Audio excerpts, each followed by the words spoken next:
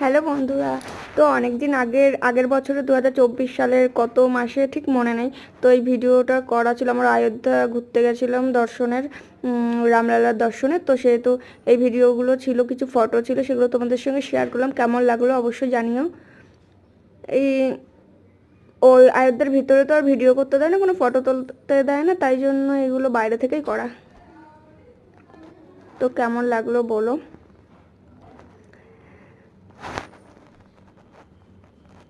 সবাই একবার দর্শন করতে যেও, মনটা ভরে যাবে। খুব সুন্দর জায়গা, খুব ভালো লেগেছে, খুব ভালো লেগেছে।